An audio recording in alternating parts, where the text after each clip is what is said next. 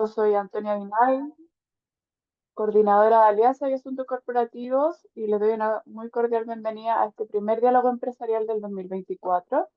Este está organizado en conjunto con Sarmiento, Walker y García, abogados. Eh, Hoy vamos a hablar de permisos administrativos y actividad económica, cuánto se avanza con el proyecto de ley de permisología. En esta instancia vamos a contar con la exposición de Claudia Sarmiento, socia de SWG Abogados, y William García, socio de la misma eh, de SWG Abogados. Quisiera agradecerle desde ya su disponibilidad para conversar con nosotros de este tema y a todos quienes pudieron asistir hoy.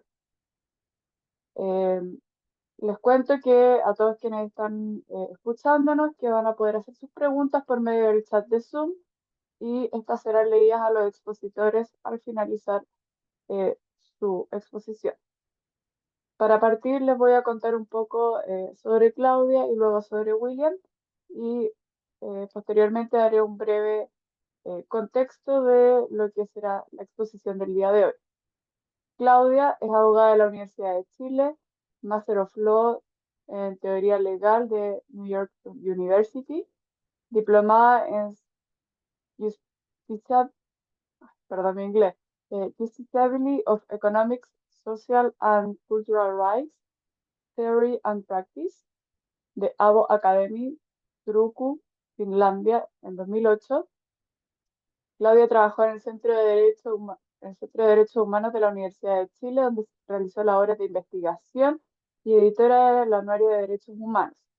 Ha sido profesora invitada en los departamentos de Derecho Internacional de la Facultad de Derecho de la Universidad de Chile y actualmente es profesora de Derecho Constitucional de la Universidad Alberto Hurtado. Después de cursar sus estudios en la Facultad de Derecho de Nueva York, em, Claudia se desempeñó como abogada y jefa del Departamento de Reformas Legales del Ministerio de la Mujer y la Equidad de Género, y posteriormente fue asesora jurídico-legislativa de la División Jurídica del Ministerio de Secretaría de la Presidencia. Por su parte, William es abogado de la Universidad de Chile, magíster en Derecho y mención en Derecho Público de la Universidad de Chile, Master of Law de la New York University. Profesionalmente se ha desempeñado en la División Jurídico-Legislativa del Ministerio de Secretaría General de la Presidencia, primero como asesor y luego como jefe de división. Entre 2010 y 2014 fue asesor del ministro Carlos Carmona del Tribunal Constitucional e investigador del Centro de Regulación y Competencia de la Universidad de Chile. Desde 2018 ejerce la profesión como asesor y consultor, y además es profesor de Derecho Administrativo de la Universidad Diego Portales, autor de diversas publicaciones sobre responsabilidad civil, libre competencia, sanciones administrativas, función pública, bienes públicos y subvenciones, entre otros. Para comenzar, les leeré una breve reseña de lo que se tratará el día de hoy. Hace algunos días la Universidad San Sebastián publicó un estudio denominado el Índice de Costo Económico por Permisología, análisis y costos asociados al sistema de evaluación de impacto ambiental. En esta se revelan hechos importantes que orientarán parte de la conversación que tendremos hoy. Se señala, por ejemplo, que al revisar las cifras disponibles del sistema de evaluación de impacto ambiental, SEIA, se determinaron que en los casos de estudios de impacto ambiental aprobados en 2023 se requirieron 985 días corridos en promedio para obtener un permiso ambiental, cuando el promedio histórico anteriormente era 434 días corridos. Por el lado de la declaración de impacto ambiental, se necesitaron casi 360 días corridos, en contraste con el promedio histórico, que eran 218. Otro aspecto que señala el estudio es que el retraso de los tiempos de tramitación de los proyectos pueden interpretarse como un costo o impuesto oculto al desarrollo de proyectos de inversión. En particular, se estima que este valor a través del índice de costo económico por permisología, el cual muestra que la permisología le cuesta alrededor de un 0,5% del PIB anual a la economía en términos de actividad económica no realizada o, rezagada de productos de retraso de inversión. Hoy conversaremos sobre este interesante tema pero poco abordado en muchas conversaciones y que no tiene mucha cabida en seminarios o charlas, porque sin duda es clave para nuestra actividad administrativa y económica en las organizaciones. La importancia de los permisos y su impacto en los procesos empresariales. Esta instancia nos orientará para saber y entender cuál es el camino sobre la definición, los tipos y procesos de obtención de estos permisos y revisaremos algunos casos de estudios. Muchas gracias, Claudia. Muchas gracias, William. Los presenté a ambos juntos ya que van a hacer esta presentación en conjunto y les doy la palabra para que puedan contarnos más sobre este interesante tema.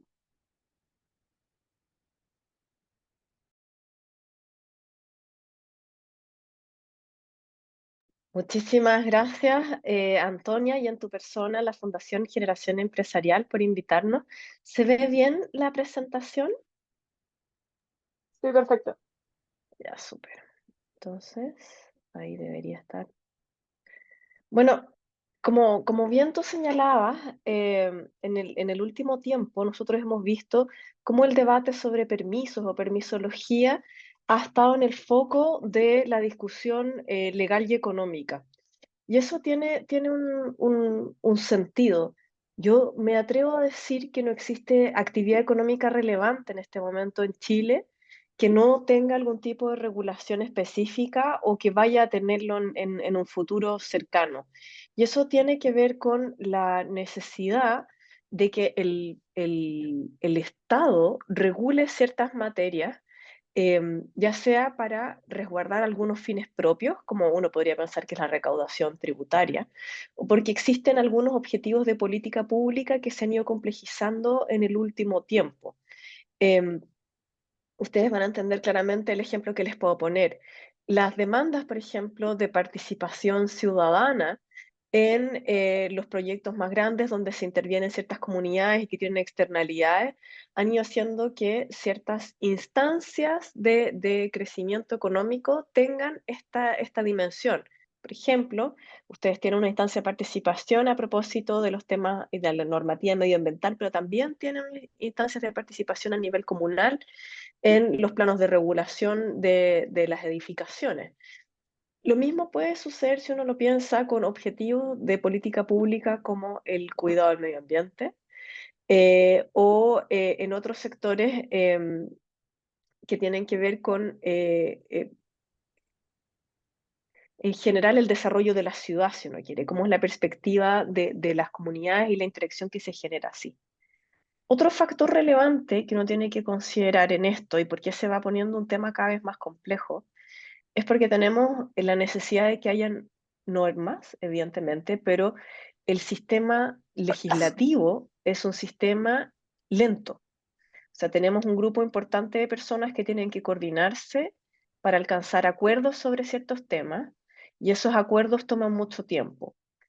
Entonces, lo que vemos en los últimos años es normativas que de alguna manera se hacen cargo de cuestiones generales y que le entregan al regulador un espacio para normar y para controlar posteriormente el cumplimiento de normativas sectoriales. Y eso pasa en eh, materias de medio ambiente, materias de construcción, materias de transmisión eléctrica, aguas, servicios de AFP, elijan, ¿no?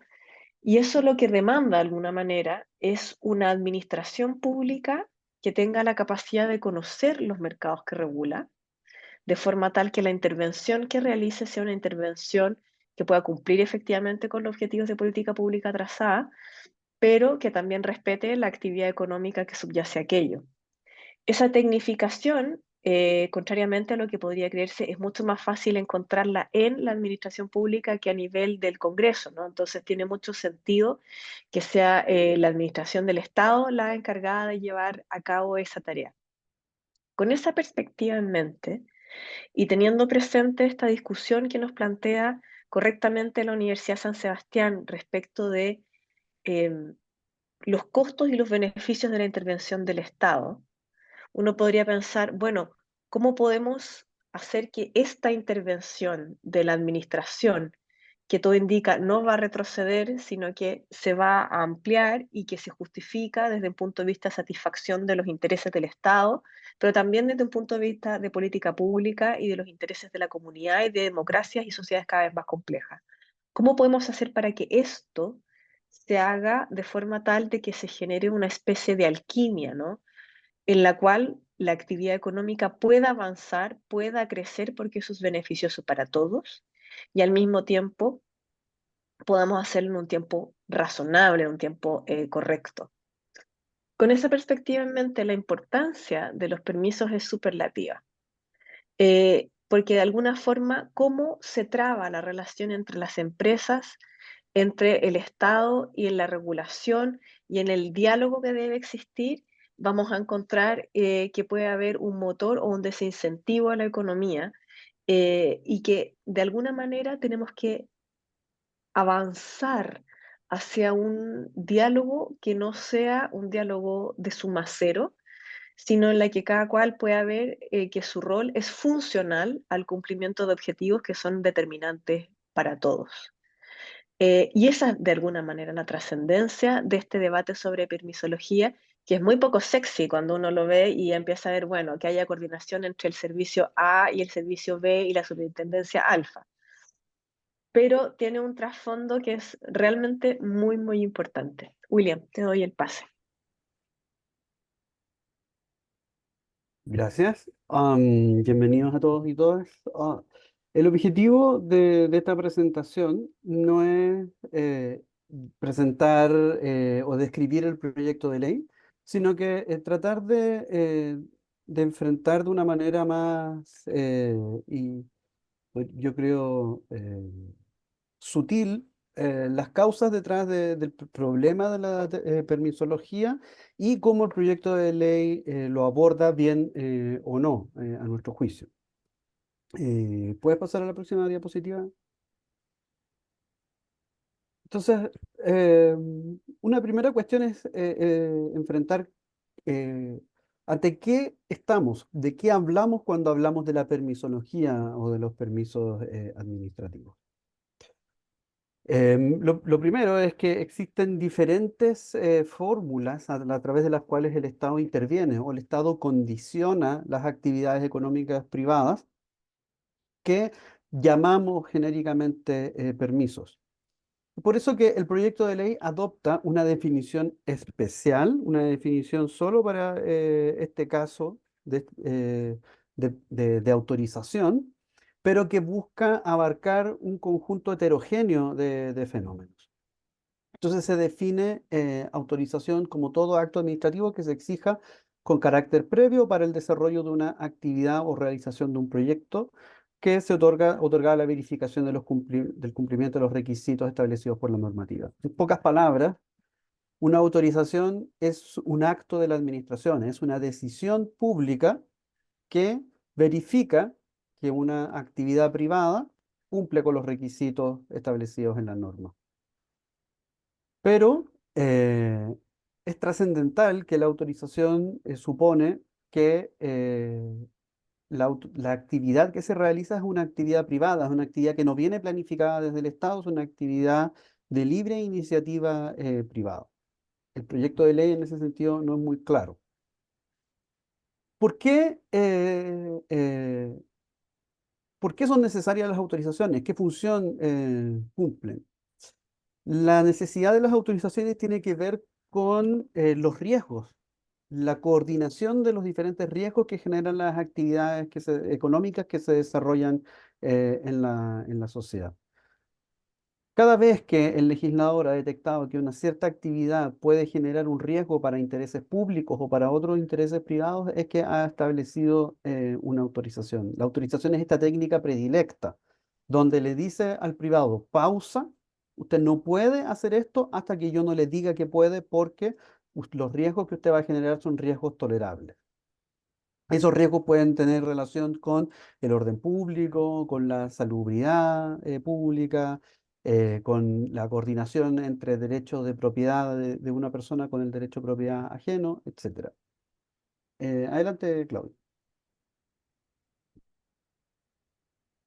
Entonces, Bajo lo que se entiende como permiso administrativo podemos encontrar una multitud de diferentes fenómenos. Desde un punto de vista técnico, no todo lo que se llama permiso, no todo lo que cabe dentro de la permisología es técnicamente una autorización. En el derecho europeo se habla de que existen diferentes títulos habilitantes, es decir, diferentes requisitos que es necesario cumplir que significan una mayor o menor intervención del Estado para realizar una actividad económica. Así, el nivel mayor de intervención estaría en las concesiones. En general, en las concesiones estamos ante actividades que el Estado planifica, ¿cierto? El Estado planifica una autopista, el Estado planifica una línea eléctrica o un servicio eléctrico de distribución o de transmisión eléctrica, lo mismo con las telecomunicaciones. En un nivel distinto están las autorizaciones, los permisos o las licencias, como el permiso de edificación, el permiso de operación de un casino de juegos, las licencias en materia de pesca, la autorización sanitaria, etcétera. También vamos a encontrar registros, es decir, la necesidad de incorporarse a una nómina para poder realizar una cierta actividad, que son generalmente el caso de los registros de profesionales o incluso solamente una comunicación previa. La declaración de que se va a realizar una cierta actividad basta para realizarla. Todos estos diferentes fenómenos caben dentro de lo que se llama permisología, pero que no son técnicamente autorizaciones. Y creo que eso significa una debilidad en el proyecto de ley, como veremos más adelante. ¿Puedes avanzar, Claudia, por favor? Entonces, el procedimiento para obtener permisos es un procedimiento que en nuestra legislación carece de uniformidad, carece de un procedimiento común. Es un ejemplo más en el cual el legislador ha ido abordando problemas concretos, ha ido resolviendo fenómenos específicos y sobre esos fenómenos específicos, para decirlo en términos mucho más concretos, por encima de cada una de las leyes sectoriales se construye la ley de procedimiento administrativo que se encuentra en la conocida ley de procedimiento administrativo, la ley 19.880. Pero esa ley tiene una aplicación que es solo parcial sobre estos procedimientos especiales. ¿Cuál es la opción del proyecto de ley? El proyecto de ley crea un procedimiento típico, una suerte de procedimiento común para lo que denomina autorizaciones. Tiene una aplicación que es de una pretensión de amplitud bastante amplia para los diferentes fenómenos que describí recién, pero que también es una ley de aplicación supletoria. Es una ley que se aplica solo cuando no, no existen regulaciones específicas en las leyes sectoriales. Y eso va a significar, a su vez, una nueva discusión. ¿Cómo aplicamos dos leyes supletorias? La ley de procedimiento administrativo, por una parte, esta nueva ley de procedimiento que va a establecer un procedimiento común para las autorizaciones y terceras leyes que van a ser las leyes sectoriales. ¿Cómo conversan las dos leyes supletorias? ¿Cuál es la relación que va a existir entre esta ley y la ley de procedimiento administrativo? Es una cuestión que queda abierta en este proyecto de ley. ¿Puedes pasar a la próxima? Ahora, para entender qué problema busca enfrentar el proyecto, es también útil atender a los factores que afectan la tardanza. Este proyecto de ley, ¿cierto?, busca enfrentar la demora en el otorgamiento de autorizaciones, ¿cierto? Existe una autorización que es de interés de un privado no puede realizar una actividad económica porque el Estado le dice, pausa, yo tengo que decirle que su actividad está bien o no está bien. Y entonces cabe preguntarse, ¿por qué esto se tarda? ¿Por qué esto se demora? Y ahí existe una primera causa, que son las regulaciones, ¿cierto? Son los trámites y los plazos que están establecidos en la ley y en otras normas. Ahora, El impacto que tienen las regulaciones, lo que quiero proponer es que es un impacto bien relativo. ¿Cuánto determina que un permiso se demore? No tiene tanto que ver con los plazos que establece la ley, porque de hecho el problema que se ha diagnosticado es que los procedimientos demoran más de lo que la ley señala. ¿Por qué se puede producir eso? Acá tiene un papel muy relevante ciertas actitudes y prácticas del regulador, que no quiero criticarlo como algo necesariamente negativo, pero todas las burocracias, todas las instituciones van generando prácticas para justificar propiamente su razón de ser, para justificar su existencia. Sería contraintuitivo, ¿cierto?, que un organismo dijera, ¿sabe qué? Mi tarea es innecesaria. Mi tarea no debe cumplirse para lograr los fines que la ley establece. Al contrario, los servicios, las instituciones buscan maximizar e intensificar sus tareas de manera tal de justificar su razón de ser.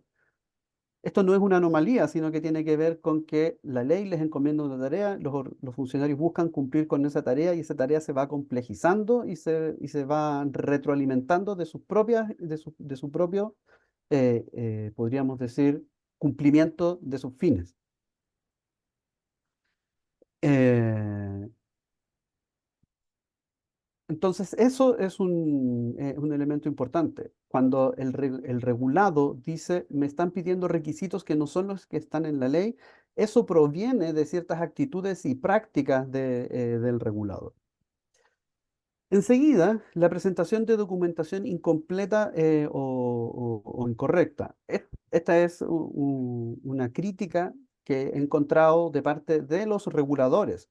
El regulador muchas veces señala, estoy atado de manos y debo tramitar por años una solicitud que no cumple y que nunca logra cumplir o no cumple satisfactoriamente los requisitos para obtener la autorización. Entonces, dentro de la marcha se va arreglando, entre comillas, la carga que tiene que cumplir el regulado. El regulado presenta una solicitud, se le piden antecedentes, los entrega, se le vuelven a pedir antecedentes porque a juicio del regulador no se cumple con los requisitos que la ley establece y no existe una válvula de escape para hacerse cargo de esa incompletitud. Y finalmente, y para mí esto es un factor extremadamente relevante, existe una disociación entre los plazos que establece la ley, la carga de trabajo que tienen las diferentes instituciones y los recursos materiales y humanos que tienen las instituciones disponibles. ¿Esto por qué se da? Porque cuando se fijan plazos, no se atiende a la carga de trabajo ni a los recursos de los cuales se va a dotar a una determinada institución. Los plazos son fijados por el legislador desatendiendo, o podríamos decir a espaldas, de un diagnóstico acerca de los recursos disponibles para poder cumplir con las tareas. Entonces, ¿cuáles son las estrategias que adopta el proyecto de ley? En primer lugar, el proyecto de ley agrupa y crea una tipología de autorizaciones, donde incluye diferentes fenómenos, como había dicho hace un instante, diferentes fórmulas en las cuales el Estado condiciona ciertas actividades privadas, las llama a todas ellas autorizaciones y las clasifica de la siguiente manera. Voy a mencionar muy rápidamente esta clasificación. Es una clasificación que podría variar, pero que el proyecto de ley después utiliza para otros efectos que son importantes. Entonces, primero crea una tipología de autorizaciones donde distingue entre autorizaciones de administración o disposición, serían aquellas destinadas a la prestación de servicios de interés público o la administración o disposición, utilización, goce de bienes fiscales, autorizaciones de localización que dicen relación con el emplazamiento o la utilización, o con el emplazamiento de ciertas actividades o proyectos o bien la utilización de recursos naturales. Autorizaciones de proyecto que dicen relación con el diseño o la planificación de actividades privadas. autorizaciones de funcionamientos, que son aquellas que permiten efectivamente la operación de una determinada actividad o proyecto privado. Finalmente, autorizaciones de profesional o de servicio, que son aquellas que autorizan el ejercicio de ciertas profesiones o la prestación de servicios que no están incluidos en las clasificaciones anteriores. Y finalmente, una categoría residual. De estas son más importantes las autorizaciones de proyecto y las autorizaciones de funcionamiento, porque la ley las ve de una forma particularmente favorable para los siguientes efectos. Entonces, una de las fórmulas muy importantes que utiliza el proyecto y que yo diría que es uno de sus grandes aportes es que busca favorecer la sustitución de la autorización por otras técnicas menos exigentes. Entonces, si tenemos que la autorización requiere una decisión pública de comprobación, ¿cierto? Donde el Estado dice, usted, esto que quiere realizar, está bien, usted cumple con los requisitos o no cumple con los requisitos. Dice, podríamos decir que subyace al proyecto de ley una especie de presunción de que todos los casos que el legislador ha creado hasta el día de hoy no necesariamente deben existir. Podría ser que una autorización mute a otra técnica menos exigente como un aviso o una declaración jurada, es decir, una simple comunicación previa del interesado a la autoridad de que quiere realizar una cierta actividad. Entonces, el legislador dice, solo tratándose de las autorizaciones de proyecto o las autorizaciones de funcionamiento, vamos a entrar a un vamos a crear mediante reglamento excepciones a los requisitos legales y vamos a transformar lo que la ley actualmente establece como una autorización, va a pasar a ser un aviso o declaración jurada. Esa es una primera técnica donde el legislador busca abordar la necesidad de una autorización. Otra técnica que utiliza el proyecto es abordar la demora de las autorizaciones. Entonces, en aquellos casos donde existen estas demoras, el legislador crea un procedimiento común, que sería un procedimiento típico para las autorizaciones, que tiene las siguientes características. Primero, este procedimiento común se realizaría a través de una plataforma electrónica única, aumentando así los grados de transparencia del sistema, lo que es sin duda valorable. Regula etapas de admisibilidad puramente formal y etapas de complementación material, y pone límites para podríamos decir, arbitrariedad que se pudiesen cometer en esa etapa. Con lo cual, en rigor, el proyecto de ley establece fórmulas de terminación anticipada del procedimiento cuando las peticiones no cumplen con un cierto estándar. Lo que resulta, y que como dije hace un momento, enfrenta uno de los problemas diagnosticados en relación con la permisología. Regula además expresamente los trámites y demoras y efectos de los informes de otros organismos para impedir que la intervención de otros organismos administrativos implique una pérdida de oportunidades para el interesado. Y fija a su vez plazos máximos según tipos de autorizaciones, la posibilidad de suspender o aquellos casos en los cuales los plazos se suspenden y dejan de contarse, y también la prórroga de los mismos, una prórroga puesta en interés del solicitante. Pasa nomás a la otra, Claudia. Entonces, en relación con esta idea de plazos máximos, el proyecto de ley favorece el silencio positivo, tratándose de las autorizaciones de proyecto y las autorizaciones de funcionamiento. En el silencio positivo, vamos a decir algo más en la próxima diapositiva, pero tiene la gran eh, tiene como gran característica en que la demora de la administración se transforma en aprobación. Acá existe una evaluación del proyecto de ley que es positiva en relación a que si una solicitud se ha demorado más allá de cierto plazo, se crean las herramientas para que cuando se trata de autorizaciones de proyecto y autorización de funcionamiento, se pueda tener el proyecto como aprobado o la solicitud como aprobada. En los demás casos, el proyecto dice que va a operar el silencio negativo, es decir, la demora se va a entender como un rechazo del proyecto. Por ahora solamente lo describo, en la próxima diapositiva voy a hacer una evaluación de lo mismo. Y solo... ah, ¿podemos volver, Claudia, por favor? Y solo para terminar con otra de las estrategias que utiliza el proyecto, crea la categoría de proyectos priorizados, donde el servicio de evaluación que crea esta misma ley va a tener la facultad de ordenar la reducción de plazos para ciertos proyectos, que no define la ley, sino que dice eso se va a definir posteriormente a través de reglamentos, pero existe esta facultad. Y también regula la posibilidad de que los servicios cumplan con las tareas de comprobación a través de profesionales y entidades técnicas colaboradoras. Es decir, terceros del sector privado podrían ayudar en las tareas, sobre todo tareas técnicas de comprobación de requisitos contratados por la administración. Pasemos ahora sí a la otra para hacer una evaluación del proyecto de ley.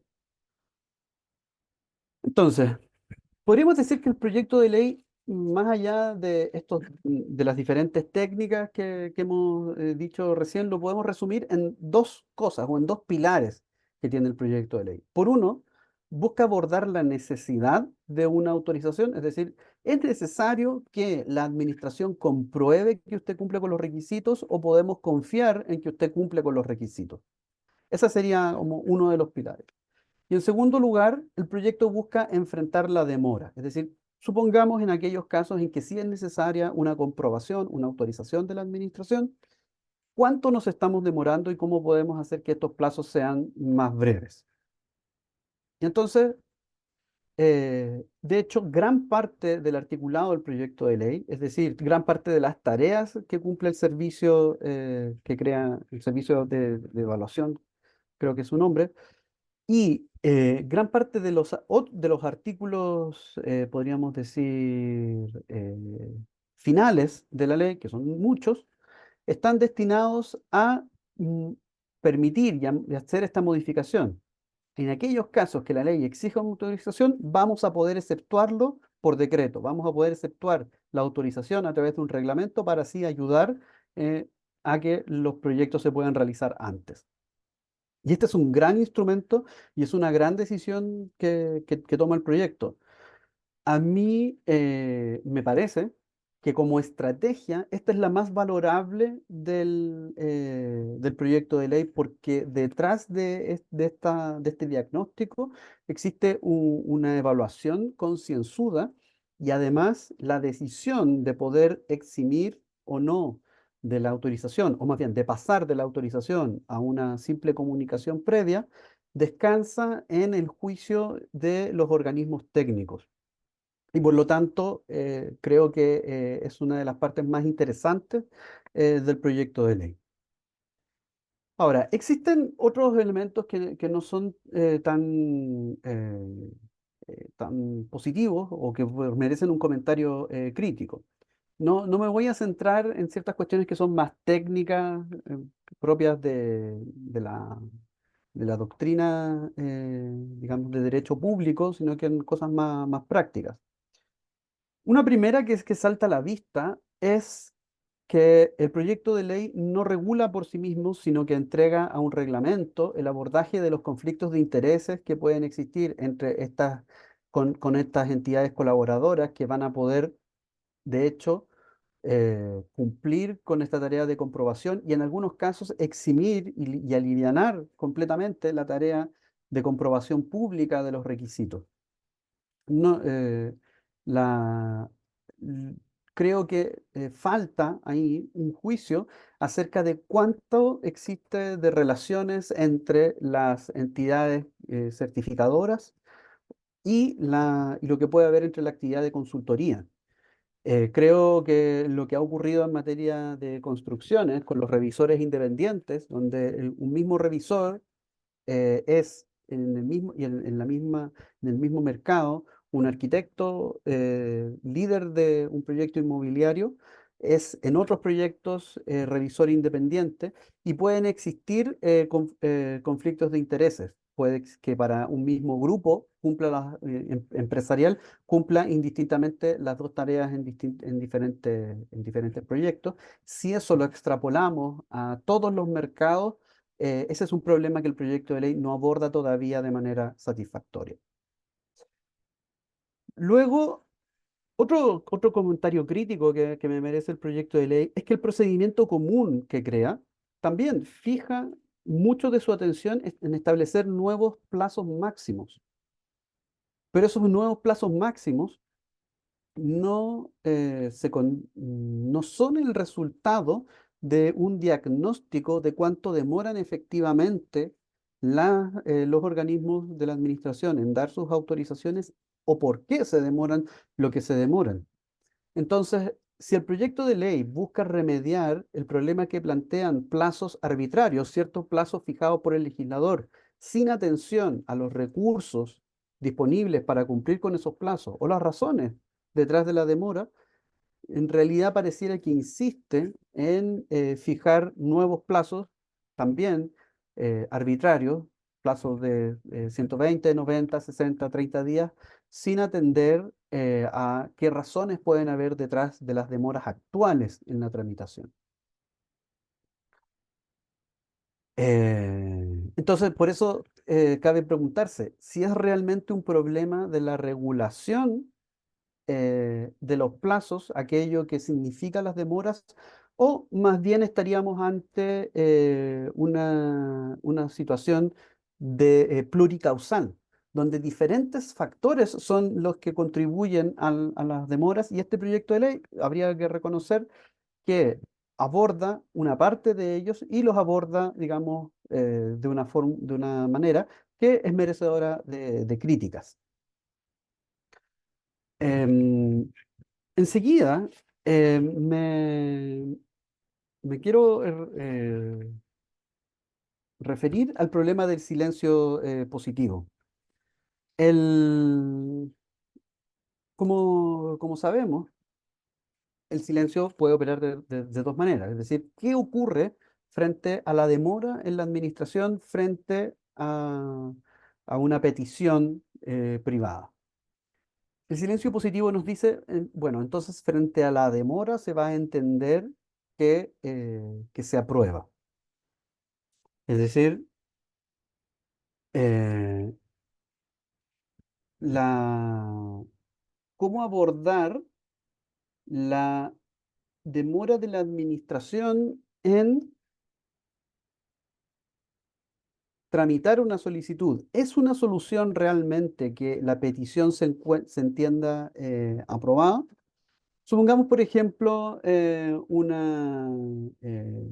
la autorización que se necesita para, eh,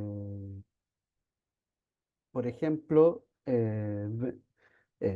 vender un medicamento o abrir un establecimiento de almacenamiento de sustancias peligrosas que requiere una autorización sanitaria o incluso un permiso de edificación. El silencio positivo nos dice que usted inicia el procedimiento, transcurre el plazo, no le respondieron y por lo tanto se va a entender aprobada su petición. El, el gran problema que plantea el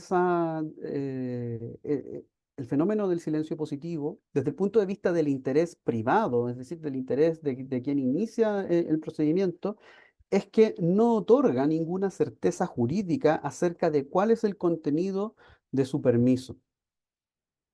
No tiene un acto final equivalente que pueda exhibir, por ejemplo, frente a una fiscalización o, por ejemplo, frente a un tercero interesado. No sé, un vecino o el predio adyacente que dice, oye, aquí se está realizando una actividad de almacenamiento de ciertas sustancias. O incluso, por ejemplo, sustancias controladas a título de la ley de tráfico de estupefacientes, que son sustancias que pueden ser utilizadas para elaborar estupefacientes, pero que también tienen usos industriales.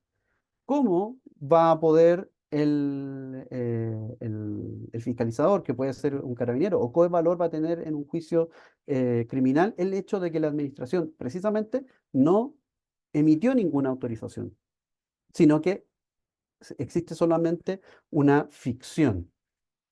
Este problema de la falta de certeza jurídica hay que agregarlo al fenómeno de que es perfectamente posible que a través del fenómeno del silencio positivo se terminen tolerando actividades que no cumplen con los requisitos legales, porque no fueron comprobadas, porque no fueron revisadas. Lo único que ocurrió fue el transcurso del tiempo. Y en el derecho comparado, que lo que más se critica es que el silencio positivo termina autorizando un cierto conjunto de actividades que resultan ilegales, es decir, que no cumplen con los requisitos legales. Es por eso que el silencio, curiosamente, el silencio negativo tiene ciertas ventajas frente al silencio positivo, porque el silencio negativo otorga una certeza al dar una respuesta negativa, pero por lo tanto habilitando para ejercer los recursos legales. El silencio positivo no habilita para ejercer los recursos legales, solamente el silencio negativo habilitaría para poder impugnar y por lo tanto iniciar así un verdadero camino, una orden para que la administración realmente se pronuncie. E incluso, es más, eh, uno podría pensar que la técnica del silencio, es decir, la técnica de un acto ficticio, no es aconsejable, que tener un acto final que en realidad no contiene ninguna decisión, que no contiene ninguna comprobación, no es aquello que la ley quiere, no es aquello que cumple con los intereses públicos y privados detrás de la necesidad de autorización, sino que en el derecho español se ha tendido, por ejemplo, a crear una especie de interdicto, un procedimiento judicial expedito para obtener una decisión expresa de la administración. De modo que, frente a la demora, se activa la jurisdicción y lo que hace el juez es decir, bueno, frente a la demora se le da un plazo perentorio en el cual debe decidir. Pero debe decidir, debe emanar un juicio, sea positivo o negativo. Esas son a grandes rasgos las críticas y también los elogios que puedo dar al proyecto en cuestión.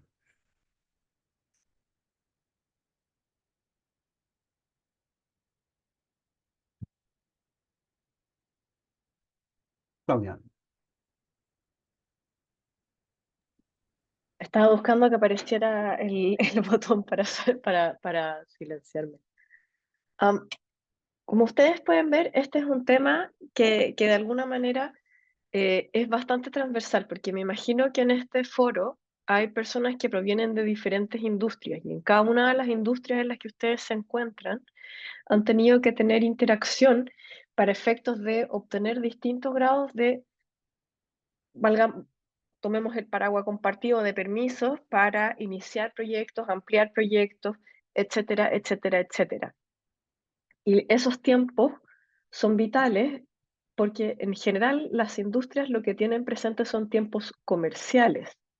Y lo que hemos visto es que en el último tiempo esos tiempos comerciales se han visto profundamente tensionados por la extensión de los plazos en diferentes hitos y en diferentes servicios que no necesariamente dialogan entre ellos, por los motivos que explicaba William antes, ¿no? Cada cual tiene la necesidad de justificar su existencia. Eso puede ser una cuestión que nos parezca de perogrullo, pero es real, ¿no?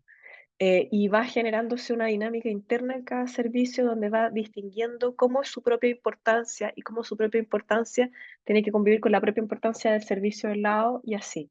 Entonces, comprender cómo este entramado funciona, qué cosa se va a tocar en la ventanilla 1 y en la ventanilla 2 es muy importante.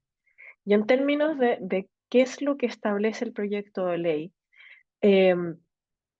lo positivo, a mi juicio, comparto con William, tiene que ver con esta posibilidad de que el ente técnico sea el que diga, bueno, en realidad autorización no, esto puede ser más bien una notificación, un aviso. Por eso también vamos a tener que ver, en la medida en la cual avance esta ley, si el regulador, a partir del reglamento, establece claridades para definir cuáles van a ser aquellas cosas. Por ejemplo, si podría una determinada industria decir, mire, usted ahora me exige una autorización, yo ahora quiero darle un aviso, si va a haber un espacio para diálogo en eso, cómo se van a verificar esas comunicaciones, ¿no? El tema del silencio, yo quiero darles ejemplos concretos como los hacía William para que ustedes lo puedan entender. El silencio en la administración no me dice nada, ¿no? Y si la administración no me dice nada, el proyecto propone que si no me dice nada, yo tengo implícito después de cierto tiempo que es un sí. Pero ¿cómo pido, por ejemplo, yo un financiamiento para un proyecto con nada, ¿no? Como acredíteme que usted hace esto. No es que no me dijeron nada, no sé, en 6 meses. Eso es muy poco concreto para avanzar con certeza en una determinada inversión, en un negocio que requiere de aquello para poder destinar recursos que si no podrían estar en otro lugar, ¿no? Entonces, tenemos ciertas aprehensiones respecto del proyecto, nos parece que abordarlo es muy positivo, pero no necesariamente los objetivos declarados están alineados con lo que se propone. Como en todo orden de cosas existe espacio de mejora y por supuesto la importancia de la materia es significativa. Antonia, yo creo que estamos disponibles para las preguntas de todos. Vi una súper interesante por ahí. Muchas gracias, Claudia, muchas gracias, William. Una exposición muy completa. Antes de pasar las preguntas que nos han llegado, yo tengo una pregunta en especial, William. Tú nos comentaste un poco como en el ámbito internacional, cómo se ha solucionado, cómo se ha trabajado específicamente en el caso de España, el tema de estos plazos y tiempos. ¿Existe alguna otra eh, algún otro país que tenga algo similar o que o que nosotros estemos tratando de copiar alguna regulación ya existente en algún otro país y que tenga resultados efectivos que pueden ayudar a disminuir los plazos o a salir de estas situaciones que tú nos comentabas que de repente quedaban eh, al final sin solución y podían pasar años de que se recibiera eh, algún tema efectivo de resolución? Ya, perfecto. Los dos modelos, diría yo, que están presentes son las recomendaciones de la OCDE y la Directiva Europea de Servicios de hace ya varios años, más, más de 10, más de 15. Em, la verdad es que Chile sigue en parte, la principal tendencia que se sigue es a cuestionar y revisar la necesidad de una autorización. La palabra, digamos, paraguas que sirve para explicar todo esto es la liberalización de servicios. Se ve que, o se trata de evaluar aquellos casos en que los riesgos que previene una autorización son tan relevantes, son tan importantes, valen tanto la pena esperar a la decisión del Estado o se puede confiar en la preparación, podríamos decir, en el mercado para espontáneamente prevenir esos riesgos. Digamos, uno podría decir que es como que es el nudo gordiano de esta cuestión y en cierta medida lo que el proyecto hace en ese sentido va en la misma orientación. Ahora, Las recomendaciones de la OCDE, y si puedo, haciéndome cargo ya de la pregunta de Constanza Arcuch, las recomendaciones de la OCDE hay que verlas con harto beneficio de inventario, en dos sentidos. Las recomendaciones de la OCDE buscan englobar y abordar realidades jurídicas muy diferentes, y donde los países que tienen la voz cantante, podríamos decir, son de una tradición jurídica que para trasladarla a la nuestra requiere de varios, no estoy diciendo que no se puedan comparar, sino que requiere de varios pasos adicionales. Uno de esos pasos adicionales es de comparar niveles de desarrollo con instituciones jurídicas. Las instituciones jurídicas que nosotros tenemos es difícil de compararlas con países que tienen niveles de desarrollo demasiado distintos. Y en ese sentido, nuestro sistema regulatorio no es más complejo. Yo creo que es extremadamente simple. En su simpleza estaría su defecto. Una de estas cosas, de las cosas que este proyecto busca abordar es que crea un sistema que es más complejo, tiene más niveles de coordinación, tiene una institución reguladora que es un regulador de los reguladores, ¿cierto? Que buscaría potenciar, yo diría, potenciar la complejidad, pero al potenciar la complejidad, abordar este gap que existe entre nuestras instituciones y la OCDE. Muchas gracias, William. Voy a leer una pregunta que llegó al chat de Francisca Rojas. La primera de ellas, ¿existe un conflicto de interés cuando la colaboración viene por parte de ONG con claros objetivos o definiciones pro o anti industrias? ¿Cómo se regularía esta situación? Yo diría que efectivamente ese es el problema no resuelto del proyecto. Puede ser que esa, podríamos decir, sesgo o conflicto de interés venga de las ONG, sí es cierto, pero también puede venir de otros organismos, incluso de profesionales individualmente considerados. El proyecto de ley piensa en inhabilidades e incompatibilidades, pero no se hace cargo del deber de abstención, que es, digamos, cómo yo hago efectiva la falta de objetividad en el caso concreto. Y esa falta de objetividad puede venir por una opinión previa, por un conjunto de opiniones que son sesgadas anteriormente, por la participación en trabajos anteriores que tengan que ver con el mismo tema, haber prestado servicios, haber tenido, ¿cierto? Todas esas causales de abstención no están presentes en el proyecto y yo creo que es el gran problema en materia de conflictos de intereses que se revela. Sí, Francisca, yo creo que adicionalmente se pueden generar distorsiones si es que eso no se regula. O sea, imagínate si hay una ONG que tiene una posición que está tal vez en contraposición con lo que dice la ley, vamos a tener un conflicto evidente que puede afectar a un sector. O incluso podríamos tener dificultades entre competidores, como decía William, si es que no existe una regulación clara para efectos de cuándo debes abstenerte si tú eres, por ejemplo, un proveedor de una determinada compañía y analizas después su propio proyecto y al mismo tiempo eso puede afectar a los competidores de la industria. Entonces, existen múltiples dificultades que se pueden generar si es que no existe una regulación clara de eso. em, que no debería estar en el reglamento, sino que ese tipo de cuestiones debería estar más en la ley, creo yo. Muchas gracias, William y Claudia. Voy a tomar eh, primero una pregunta que llegó de Constanza y luego vamos a volver a otra pregunta que hizo Francisca.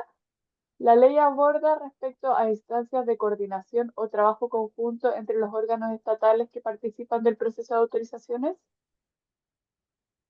Sí, ahora lo hace de forma, lo hace en estos niveles. Primero poniendo plazos cuando es necesaria esta colaboración, de manera que la intervención de un segundo o de un órgano ajeno a la tramitación no entorpezca la tramitación del órgano competente, y creando instancias de coordinación a nivel, podríamos decir, a nivel político, creando un comité de subsecretarías. Eh, Uno podría pensar que se podrían pensar en formas más creativas, como emisión conjunta, que los plazos corran conjuntamente para los organismos, o que derechamente tengan oportunidades, órganos, consejos de coordinación a nivel técnico. En todo caso, esos consejos de donde deben coordinarse supuestamente estos organismos tienen una mala experiencia, tienen una mala fama. Por ejemplo, el caso, podríamos decir, paradigmático, que es el Consejo de Monumentos Nacionales, que está pensado supuestamente para coordinar a diferentes organismos competentes en temas de patrimonio cultural y poder emitir una decisión, ha resultado en lo contrario, ha resultado en un cuello de botella. Entonces, creo que al respecto hace falta un mejor diagnóstico de qué solución se necesita para abordar la coordinación. Gracias, William. Claudia, no sé si quieres agregar algo. Sí, yo creo que coordinación además no significa que no vaya a haber contradicción. Y en ese sentido tiene que haber una mirada un poco más operativa de cómo funciona. O sea, en nuestra experiencia asesorando empresas en este camino de los permisos, por ejemplo, tengo un permiso favorable del SEA, pero después tengo opiniones adversas de parte de, no sé, CONAF, o de otros servicios que están en abierta contradicción con lo que, bueno, CONAF no es un servicio, va a mutar en un servicio, pero que están en abierta contradicción de lo que dice uno y otro. Esa controversia se puede solucionar de alguna manera, pero genera espacios para la litigiosidad, que también son que abre una incertidumbre para quien está invirtiendo, porque puede generar de nuevo que en 2 años más se abra una invalidación o que haya un problema posteriormente en tribunales con las comunidades aledañas. Entonces, una, coordinarse es una cosa, tratar de tener una respuesta más integral de parte de la administración para efectos de poder avanzar en un proyecto con certeza es otro. Muchas gracias, Claudia. Bueno, y volvemos a una pregunta hecha por Francisca Rojas.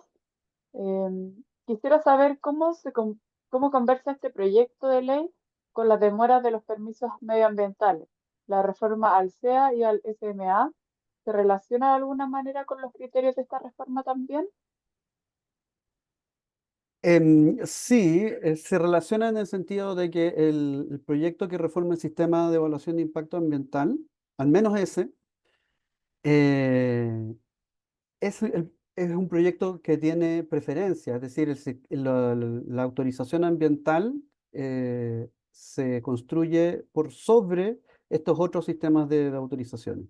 Este proyecto de ley busca también abordar las autorizaciones sectoriales, pero este proyecto de ley, de su lectura, la impresión con la que me quedo es que en aquellos casos en que no quedan cubiertos por lo que se va a hacer en esa ley, todo lo que esta otra ley diga defiere a la solución del sector ambiental. Es decir, lo que el proyecto de materia ambiental resuelve, gobierna todo lo que ocurra con estos otros proyectos. Muchas gracias. Claudia, ¿algo que agregar? Oh, yo solo, perdonen que estoy un poquito resfriada. Em, a mí lo que me parece de estos proyectos, eh, yo creo que el éxito más que poner plazos o coordinación tiene que estar asociado, que es importante, no me malinterpreten, tiene que estar asociado a cuáles son las herramientas que se le entregan efectivamente a los servicios para poder cumplir con esos plazos. Y con herramientas me refiero a personal que efectivamente cuente con las competencias para entender los mercados, profesionales que tengan la capacidad de diálogo para interlocutar con los regulados, si yo no sé cuáles son las características del mercado que estoy interviniendo, probablemente lo que haga no necesariamente vaya a estar alineado con que se cumplan los objetivos de prevenir el riesgo, de fomentar cierta actividad económica y de respetar la agencia de los particulares, sino que la falta de esa mirada puede tener malos resultados. Entonces, cualquier esfuerzo que se haga a nivel de reformas del SEA o del Servicio de Medio Ambiente, dependencia en servicio, tienen que tener énfasis en eso, en un servicios tecnificados que puedan dialogar con las empresas, respetando los límites de conflictos de interés. Yo creo que esa es la mejor forma de cumplir con los plazos que ya están. Los plazos que establece la normativa en general no son plazos demenciales. Lo complejo es que esos plazos no atan a la administración del Estado y que las industrias quedan en un espacio, en una zona gris en esos contextos, que ciertamente desincentiva la inversión porque los plazos comerciales empiezan a verse profundamente afectados por los plazos de gestión, ¿no? Em, entonces, yo esperaría que si avanzan ambos proyectos, estén acompañados de informes financieros que den cuenta de esto. Yo sé que para muchas personas es contraintuitivo tener más Estado para tener mejor mercado, pero creo que en la necesidad de poder responder en tiempo y forma a estas actividades financieras, productivas, financieras complejas, es teniendo un Estado a la altura del desafío. Muchas gracias, Claudia y William. Voy a tomar una pregunta que nos llegó previo inscripción de Carla Velázquez y dice así: ¿cómo afecta el proyecto a los permisos ante el Consejo de Monumentos Nacionales, tanto en el SEIA como en los sectoriales que se presentan directamente ante el Consejo? Ya, perfecto. Hola, Carla. Yo diría que el proyecto va a la raíz de los problemas que al menos la industria acusa hoy en día en el Consejo y debiera tener un gran impacto en los plazos y, en pocas palabras, manteniéndose las condiciones actuales de demoras del Consejo de Monumentos Nacionales, muchos de esos proyectos debieran entrar dentro de la categoría del silencio negativo y por lo tanto originarse impugnaciones administrativas o judiciales que finalmente terminan resolviendo la cuestión.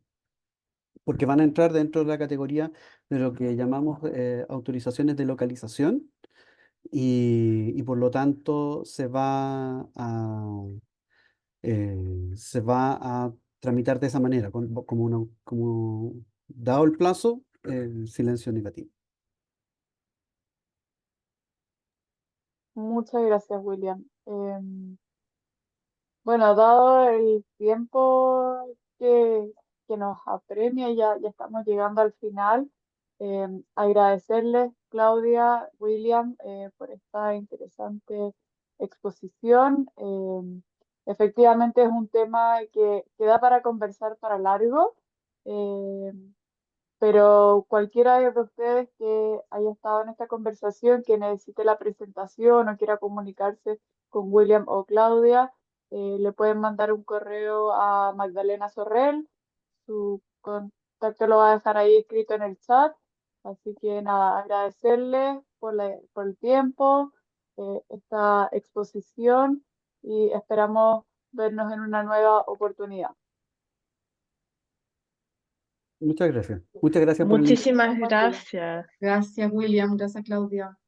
Que Que estén muy tengan muy bien. buen día. Gracias.